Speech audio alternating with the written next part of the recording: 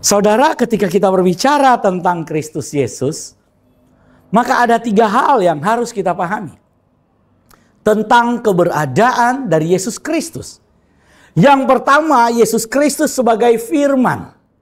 Sebagai firman dia disebut sebagai anak Elohim. Kenapa? Karena firman Tuhan berkata dia adalah monogenes theos.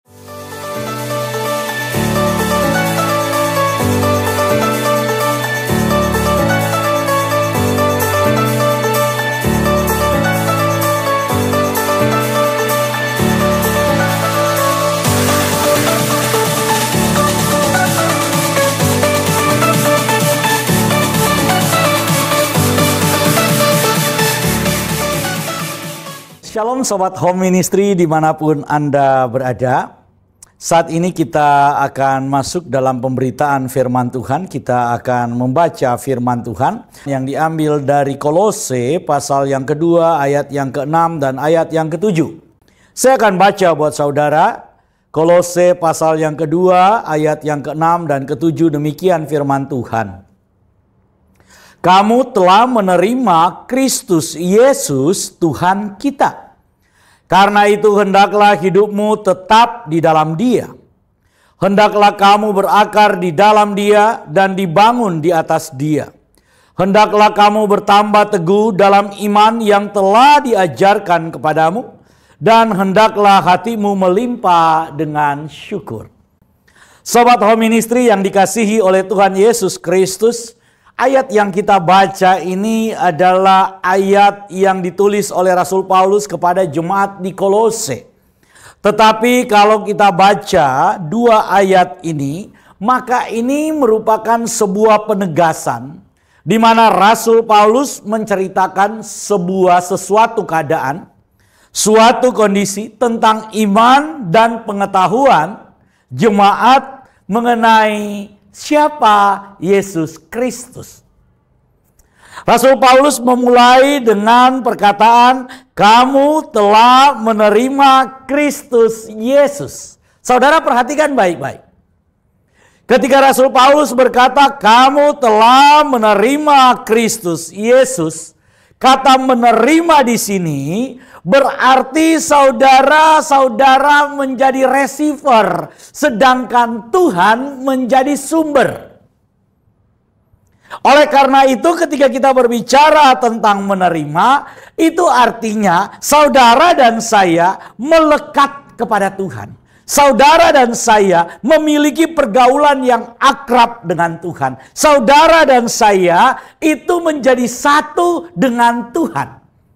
Jadi kalau kita berbicara menerima Kristus, itu artinya kita sedang berbicara bagaimana saudara dan Kristus menjadi satu. Oleh karena itu, firman Tuhan berkata bahwa di luar aku, kamu tidak dapat berbuat apa-apa. Tuhan Yesus mengatakan, di luar aku, kamu tidak bisa berbuat apa-apa. Kalau kita tidak menyatu dengan Kristus, maka orang Kristen itu tidak mampu berbuat apa-apa. Orang Kristen tidak ada apa-apa. Orang Kristen tidak bisa apa-apa. Orang Kristen pada dasarnya nothing. Jadi tanpa Kristus, saudara dan saya gak ada nilai. Oleh karena itu Rasul Paulus menegaskan menerima Kristus Yesus sebagai apa? Dia katakan Tuhan kita. Jadi saudara, kalau saudara mengaku Kristen, kita mengaku gereja, maka harus clear percaya kita bahwa Yesus Kristus itu adalah Tuhan. Itu tidak ada nilai tawar, saudara. Saudara boleh berdebat tentang baptisan. Saudara boleh berdebat tentang hal-hal yang lain. Saudara boleh berdebat tentang cara ibadah. Kita boleh berdebat tentang perpuluhan. Kita boleh berdebat tentang pujian. Kita boleh berdebat tentang banyak hal. Tapi menerima Kristus Yesus sebagai Tuhan harga mati. Gak bisa diperdebatkan sebagai orang Kristen. Bagaimana mungkin saudara berkata, saya percaya Yesus, tapi saudara tidak menerima Kristus Yesus menjadi Tuhan dalam hidupmu? Bagaimana saudara bisa percaya bahwa Yesus Kristus juru selamat hidupmu, tapi engkau tidak bisa percaya bahwa Dia adalah Tuhan bagimu? Mungkin saudara bertanya, Pak, apa sih artinya Tuhan? Saudara, ketika kita berbicara tentang Kristus Yesus, maka ada 3 hal yang harus kita pahami tentang keberadaan dari Yesus Kristus. Yang pertama, Yesus Kristus sebagai firman. Sebagai firman, Dia disebut sebagai anak Elohim. Kenapa? Karena firman Tuhan berkata, Dia adalah monogenes theos. Saya sudah menjelaskan ini, status Kristus sebagai anak tunggal Bapa. Karena begitu besar kasih Elohim akan dunia ini, sehingga Ia telah mengaruniakan anaknya yang tunggal. Anak tunggal. Monogenes.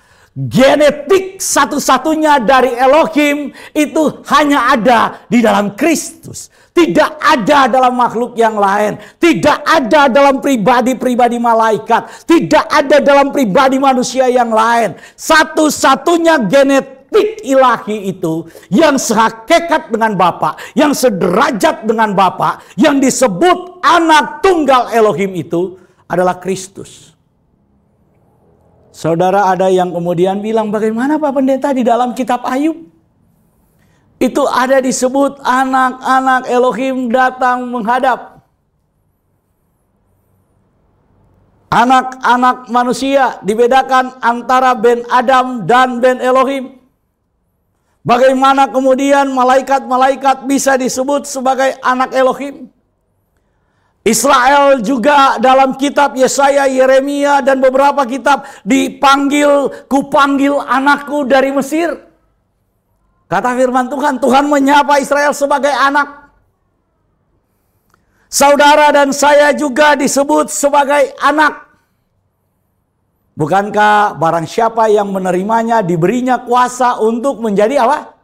Anak. Jadi kita disebut anak.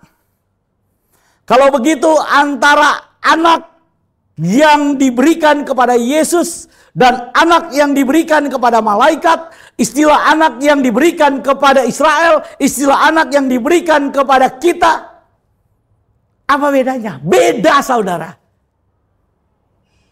Yesus Kristus disebut anak tunggal. Anak tunggal itu artinya satu-satunya, saudara. Namanya anak tunggal. Satu-satunya. Gak ada duanya.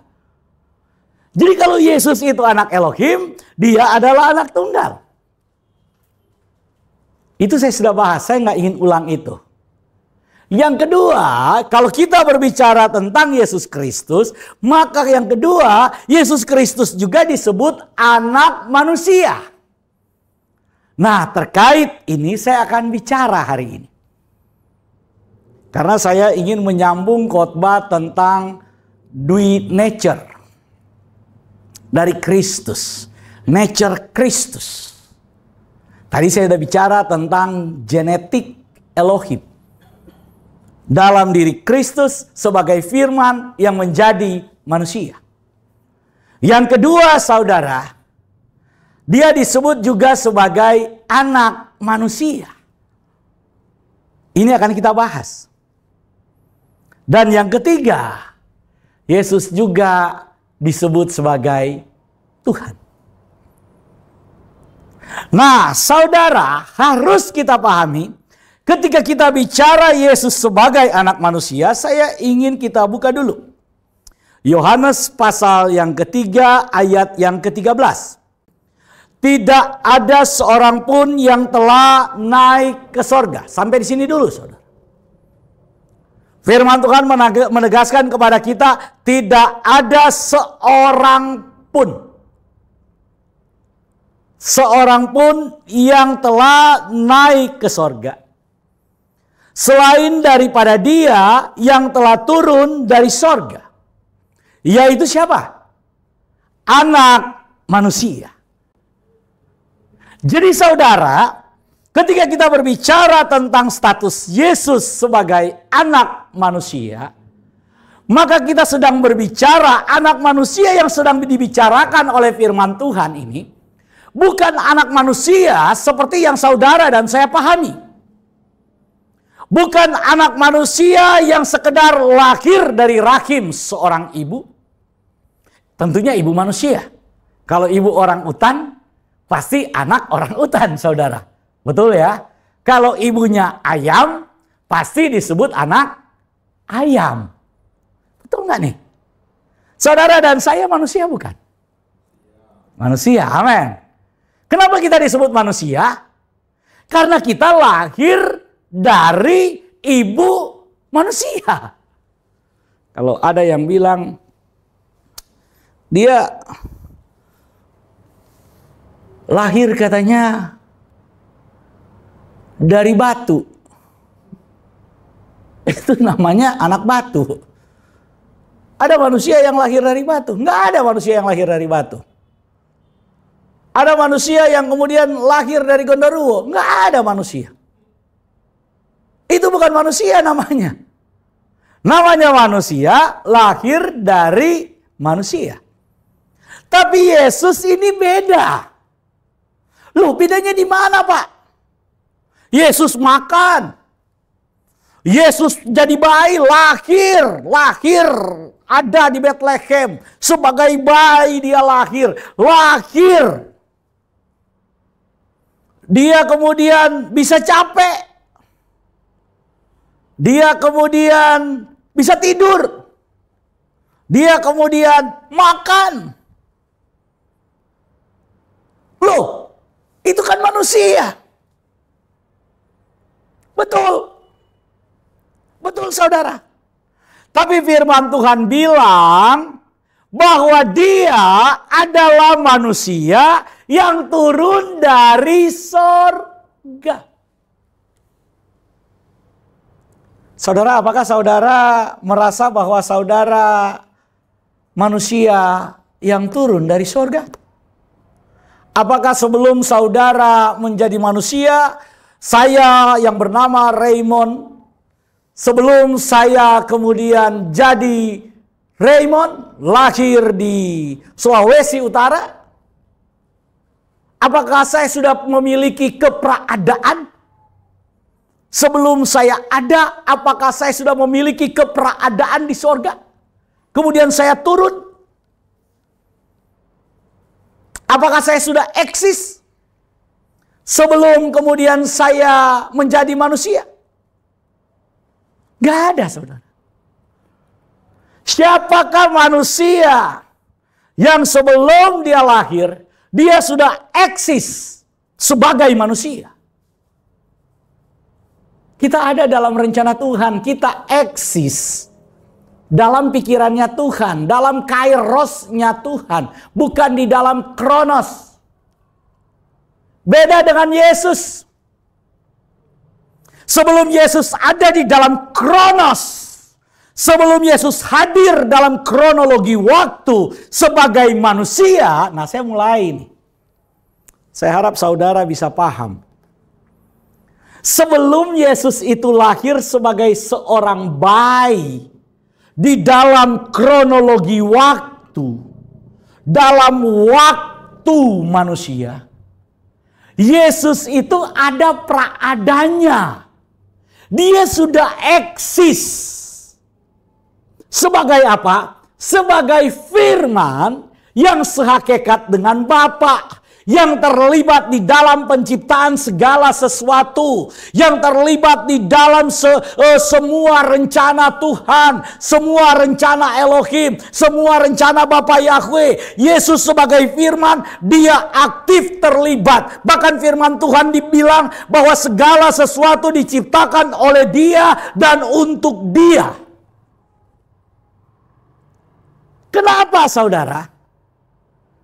Kita penting untuk memahami ini. Kalau saudara ingin memahami nature Kristus sebagai manusia dan sebagai pribadi ilahi, Maka kita harus pahami dulu dasar ini. Bahwa sebelum Yesus itu menjadi manusia, dia masuk dalam kronologi waktu, di mana kronologi waktu itu dia harus lahir dari rahim Maria. Sebelum itu terjadi, Yesus itu sudah eksis. Sebelum segala sesuatu ada, dia eksis, bukan sebagai ciptaan, tetapi dia sebagai firman, di mana dia terlibat dalam menciptakan segala sesuatu dari yang tidak ada menjadi ada. Oleh karena itu, kalau kita bicara tentang nature Kristus sebagai anak manusia, maka kita harus melihat keberadaannya sebelum dia lahir sebagai anak manusia. Oleh karena itu rasul-rasul, baik Rasul Paulus, baik Rasul Yohanes, baik Matius, maupun penulis-penulis kitab Perjanjian Baru, semuanya sepakat tentang pribadi Kristus. Gak ada yang kemudian menceritakan hal yang lain.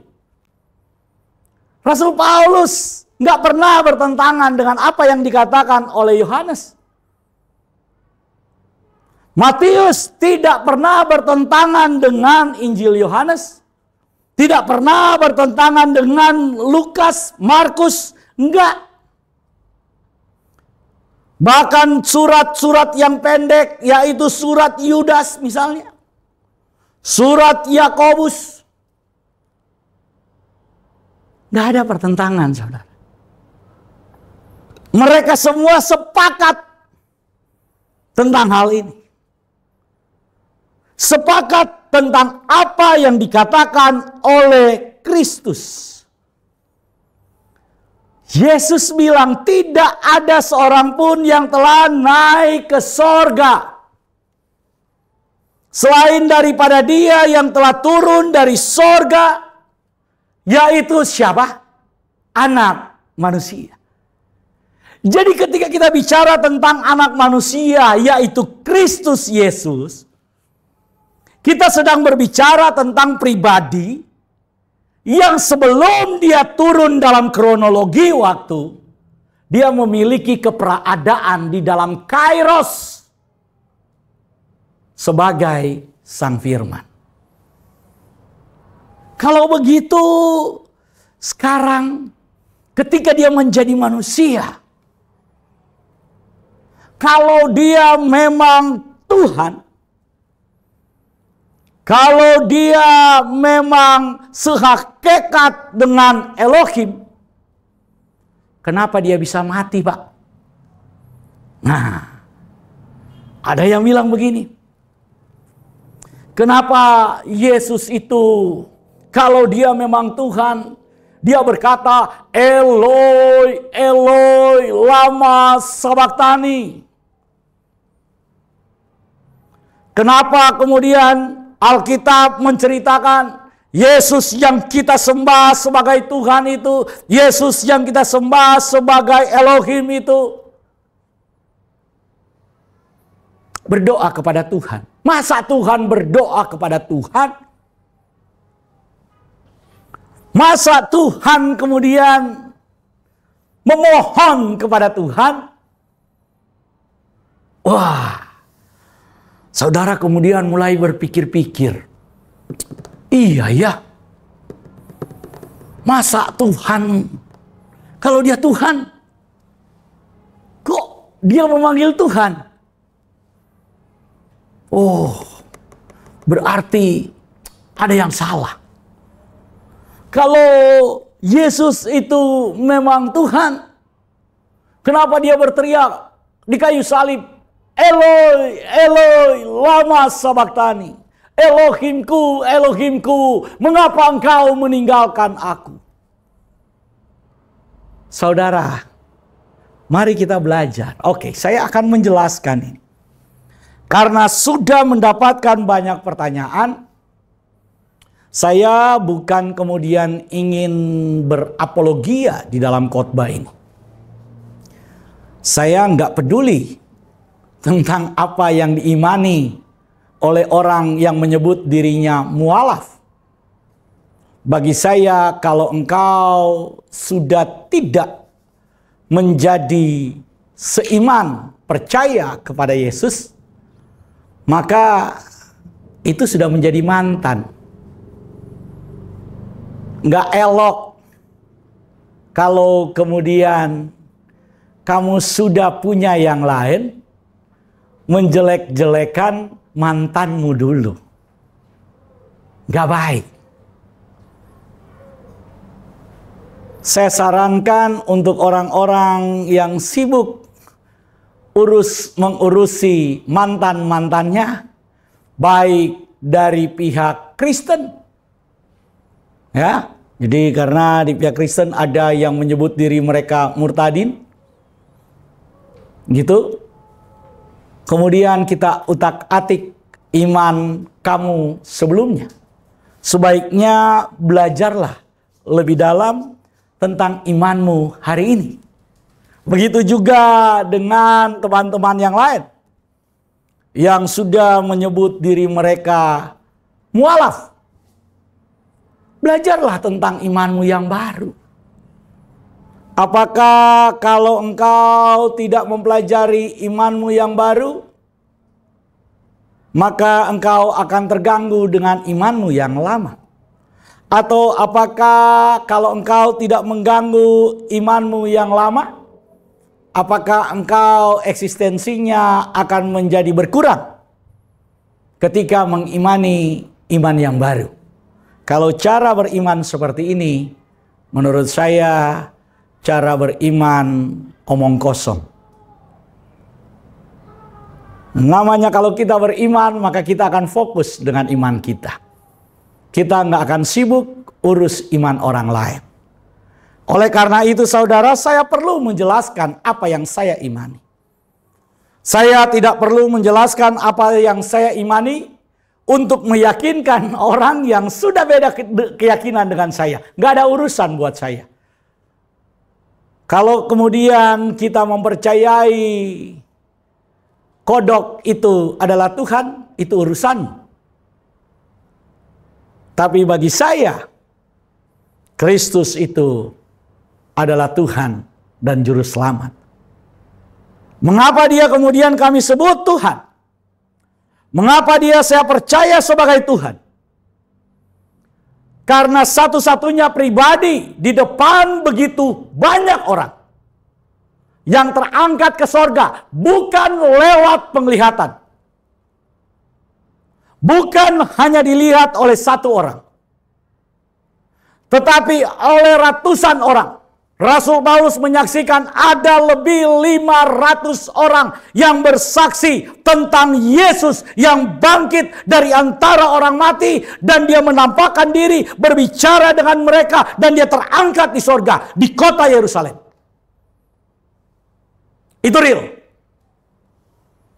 Gak ada pribadi yang kemudian terangkat ke sorga, tidak ditarik oleh gravitasi, saudara. Dia terangkat dan orang banyak melihat dia terangkat. Pelan-pelan sambil memberkati. Dia naik ke sorga dan disaksikan oleh begitu banyak orang. Sampai dia hilang tertutup awan. Ada? Ada yang begitu? Ada saudara-saudara bilang, ada Superman. Ada Iron Man. Ada saudara, banyak pahlawan Marvel. Banyak pahlawan DC. Ya, gak usah ngomong itu. Si buta dari gua hantu, Gundala, dan segala macam itu juga banyak, saudara.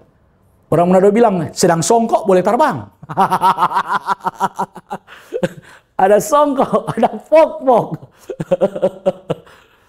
Yang saya ingin bicarakan kepada saudara, Yesus itu nggak bermain kemudian dibawa narasi, nggak bermain kemudian dibawa cerita-cerita palsu. Dia secara real menunjukkan diri bahwa dia Tuhan.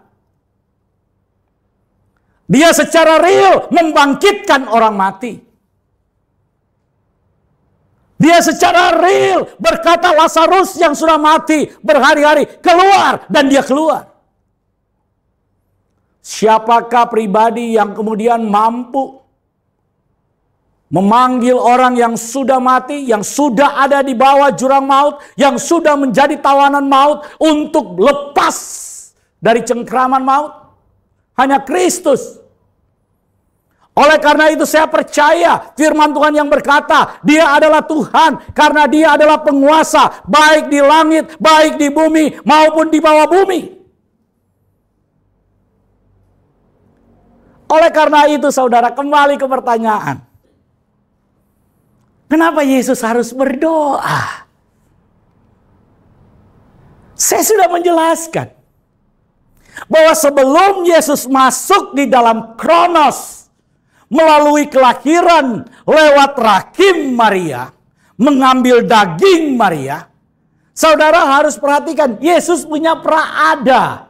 Yesus punya eksistensi, eksistensinya sudah eksis. Keberadaannya itu sudah ada sebelum waktu ada, sebelum Kronos ini tercipta, dia sudah ada. Karena itu dia katakan, aku adalah Alfa, aku adalah Omega. Kenapa? Karena dia tidak terikat oleh waktu, dia ada di atas waktu. Dia bukan berada di dalam Kronos, tetapi dia ada di dalam Kairos.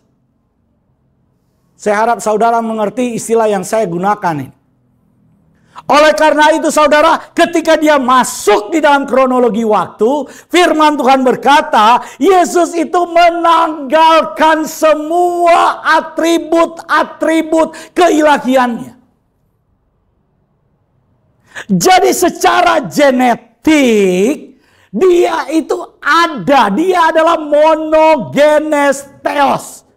Dia sehakikat dengan Bapa. Genetikanya sebagai genetika ilahi, sebagai anak tunggal Bapa itu, sebagai anak tunggal Elohim itu tidak hilang sama sekali. Tapi seluruh kekuasaannya, seluruh otoritasnya, dia tanggalkan dalam kesadarannya untuk apa? Untuk menebus saudara dan saya. Karena kalau keilahiannya dia tidak tanggalkan, masih melekat 2%, 1% saja, ketika paku itu nemplok di tangannya, bengkok saudara. Oleh karena itu, mari kita baca dulu. Filipi pasal yang kedua, ayat yang ke-6 dan ayat yang ke-7. Firman Tuhan berkata begini, yang walaupun dalam rupa Elohim, perhatikan baik-baik. Jadi Yesus itu yang walaupun dalam rupa Elohim tidak menganggap kesetaraan dengan Elohim itu sebagai milik yang harus dipertahankan. Saudara perhatikan. Paulus tegas mengatakan bahwa Yesus itu serupa dengan Elohim. Sehakikat dengan Elohim. Sederajat dengan Elohim. Tapi kesetaraannya, kesederajatannya tidak dianggap sebagai milik. Itu berarti milik. Saya kasih contoh saudara. Handphone ini adalah milik saya.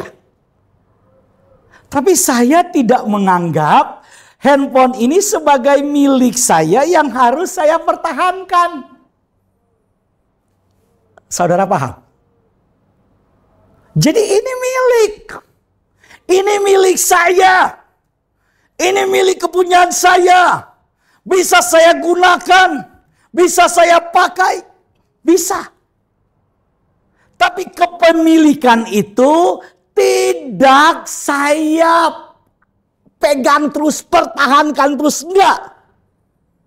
Firman Tuhan bilang, walaupun dia setara, walaupun dia serupa dengan Elohim, Tetapi dia tidak menganggap kepemilikan dan kesetaraan itu sebagai sesuatu yang harus dipertahankan. Berarti Yesus melepaskan kepemilikan. Yesus melepaskan otoritas. Yesus melepaskan haknya. Firman Tuhan berkata, melainkan telah mengosongkan dirinya sendiri dan mengambil rupa seorang hamba dan menjadi sama dengan manusia. Saudara perhatikan, dari sama dengan Elohim, setara dengan Elohim, statusnya yang setara ini, kepemilikan dan kuasa yang setara ini, dia tidak anggap sebagai milik yang harus dia pegang, yang harus dia pertahankan. Tapi firman Tuhan bilang,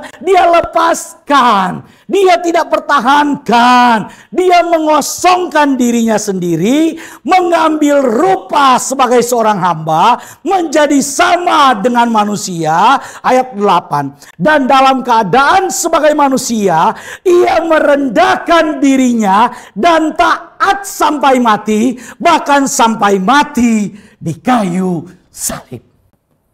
Luar biasa. Jadi kalau saudara Yesus berdoa, Yesus memanggil Eloi, Eloi lama sabachthani. Bukan dia tidak punya status ilahi, tapi dia tidak gunakan itu. Ketika dia mengambil rupa sebagai manusia, dia sudah tanggalkan semua statusnya itu, kesetaraannya itu. Dia tidak pakai, walaupun dia memiliki genetiknya Bapa, genetiknya Elohim, tapi dia tidak gunakan semua otoritas itu. Dia justru merendahkan diri, menjadi sama dengan manusia. Dalam keadaan manusia, dia taat sampai mati di atas kayu salib. Jadi ketika Yesus berdoa, dia berdoa sebagai anak manusia. Anak manusia yang taat. Dia bukan cuma taat waktu dia berdoa, bahkan ketika nyawanya diambil, dia taat dan berikan kepada Bapaknya. Jadi saudara, bukan cuma berdoa. Ketika dia sudah tanggalkan semua statusnya, semua kuasanya. Bahkan dia rela dihina oleh orang-orang yang mau dia selamatkan. Bahkan dia rela dicambuk, ditombak, dibunuh oleh orang-orang yang mau dia selamatkan. Bukankah perwira Romawi yang menusuk lambung Yesus adalah perwira Romawi yang memberi kesaksian bahwa Yesus itu adalah Tuhan? Bukankah perwira Romawi yang membunuh Yesus adalah orang yang menjadi percaya kepada Yesus? Saudara, perwira ini nggak percaya dengan Yesus. Perwira ini mempermainkan Yesus. Perwira ini mengolok-olok Yesus. Kalau kemudian ingin bersaksi, harusnya dia bersaksi melawan Yesus. Kalau ingin bersaksi, harusnya dia katakan, saya yang bunuh dia. Apanya Tuhan? Mati itu saya tusuk. Tapi perwira ini bersaksi bahwa Yesus itu adalah Tuhan. Dalam kitab Injil dikatakan, perwira itulah yang menceritakan bagaimana lambung Yesus dia tusuk. Dan air dan darah muncrat ke mukanya. Jadi kalau saudara dan saya yang hidup 2000 tahun setelah kematian Yesus memberi kesaksian untuk melawan kesaksian orang-orang yang menjadi saksi mata saat itu, alangkah konyolnya saudara dan saya. Kalau saudara dan saya yang tidak melihat peristiwa itu, tidak mengalami peristiwa itu, tetapi dengan sombong dan angkuhnya kita menyangkali apa yang sudah disaksikan orang-orang yang melihat kejadian itu. Alangkah konyolnya dan alangkah bodohnya kita mau berdebat dengan orang-orang seperti itu. Saudara berdebat dengan orang-orang yang berhayal tentang Yesus, dan dalam hayalan mereka membuat argumentasi dan narasi. Kemudian saudara sibuk berdebat. Oh no. Saudara, kalau bukan karena pekerjaan Roh Kudus, tidak ada satu orang pun yang bisa percaya Yesus. Oleh karena itu, ketika saudara mau percaya Yesus, saudara nggak bisa percaya Yesus dengan otak dan logikamu. Engkau harus percaya Yesus dengan hatimu. Engkau harus percaya Yesus dengan imanmu. Engkau harus percaya Yesus dengan rohmu. Ketika Roh Kudus bekerja, Dia mengerjakan di dalam kita, sehingga kita bisa mengaku Yesus itu adalah Tuhan. Orang yang mengaku Yesus sebagai Tuhan karena buah dari pekerjaan Roh Kudus tidak akan pernah menyangkali Yesus. Karena Roh Kudus yang bekerja di dalam dirinya tidak akan menyangkal Yesus di hadapan Bapa, di hadapan manusia, dan di hadapan malaikat-malaikatnya. Nggak akan. Jadi kalau ada orang yang berkata, oh saya dulu Kristen, sekarang saya menyangkal Yesus, bahkan menyerang Yesus. Oh, dia bukan Kristen. Mungkin KTP-nya Kristen, tapi dia bukan percaya Yesus. Karena Roh Kudus yang membuat kita percaya kepada Yesus tidak akan membuat kita menyangkali Yesus. Roh Kudus itu saudara bukan teh celup, naik turun, naik turun. Roh Kudus itu bukan Syahrini maju mundur cantik. Saudara, Roh Kudus bekerja, dia stabil. Oleh karena itu saudara, kalau kita bicara tadi bahwa kenapa Yesus harus berdoa kepada Bapa, karena dia sudah mengosongkan dirinya dan dia taat ketika mengambil rupa manusia, mengambil rupa hamba. Dia taat, bahkan ketika nyawanya diminta, dia serahkan. Oleh karena itu, saudara, mari kita perhatikan ayat yang ke-9 dari Filipi pasal yang kedua.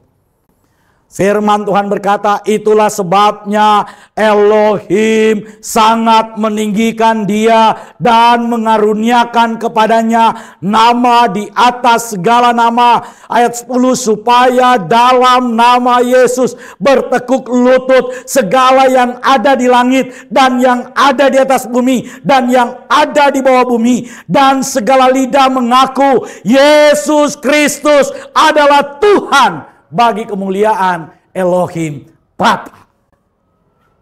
Jadi saudara, ketika saudara percaya kepada Yesus sebagai Tuhan, saudara menyembah Yesus sebagai Tuhan, firman Tuhan berkata, saudara terhisap di dalam penyembahan bersama dengan malaikat-malaikat Tuhan, bersama dengan semua orang-orang kudus, bersama dengan semua orang-orang percaya, serentak menyembah Tuhan. Yang tidak menyembah Tuhan cuma iblis, cuma setan dan pengikutnya. Oleh karena itu, firman Tuhan mengatakan kepada kita segala lidah mengaku Yesus Kristus adalah apa? Tuhan. Karena dia telah mengosongkan dirinya, dia telah menanggalkan semua atribut-atribut ilahinya, maka dia menjadi Tuhan bagi segala sesuatu yang ada di langit, yang ada di sorga saudara, yang ada di bumi. Bahkan firman Tuhan bilang, yang ada di bawah bumi, dia menjadi Tuhan atas sekalian alam, atas semua lapisan langit. Maksudnya apa, Pak? Yesus menjadi Tuhan atas semua dimensi yang ada dalam kronos, yang ada dalam kronologi, yang ada dalam ruang, yang ada dalam waktu. Dia menjadi Tuhan. Oleh karena itu saudara, tidak ada satu pribadi pun yang sanggup untuk berkata, akulah jalan kebenaran dan hidup. Tidak seorang pun yang sampai kepada Bapa kalau tidak melalui aku. Kalau kamu mau datang kepada Bapa, kamu mau datang di tahtanya Bapa, kamu mau datang di sorganya Bapa, lewat aku. Nggak ada pribadi yang ngomong begitu. Siapa? Ada yang kemudian mengajarkan, ya ikut ajarannya. Yesus enggak. Kekristenan itu bukan eksis karena ajaran. Kekristenan itu eksis karena percaya kepada pribadi yang bernama Yesus Kristus. Ajaran Kristen boleh banyak. Ajaran Kristen boleh bermacam-macam. Tapi Tuhannya cuma satu.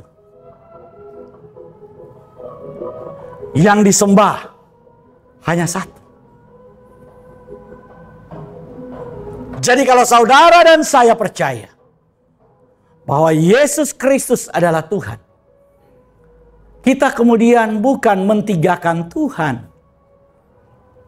Kita bukan menuhankan manusia.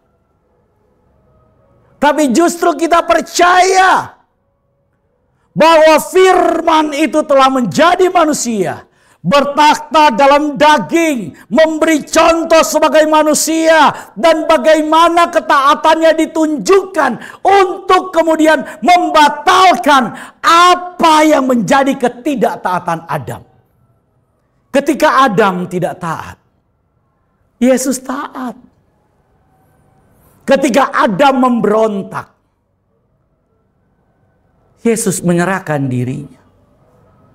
Ketika Adam ingin menjadi sama dengan Tuhan, Yesus memberikan semua otoritas kekuasaannya.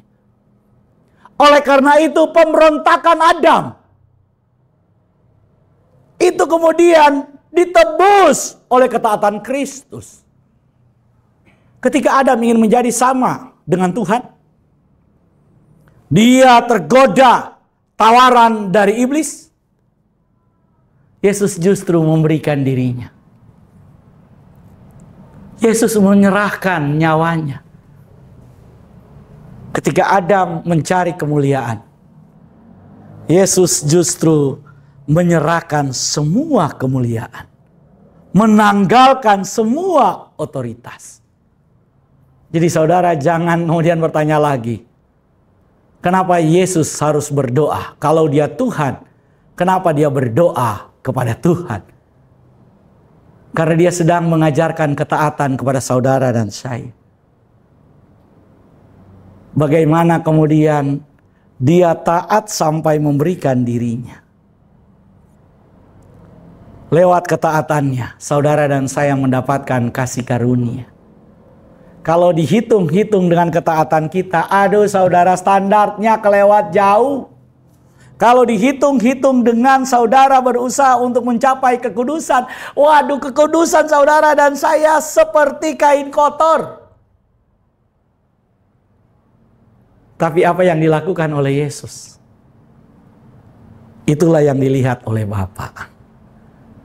Jadi ketika dia berdoa, Bapa, ke dalam tanganmu kuserahkan nyawaku. Bapa, apabila cawan ini bisa berlalu daripadaku. Ketika dia berdoa kepada bapaknya.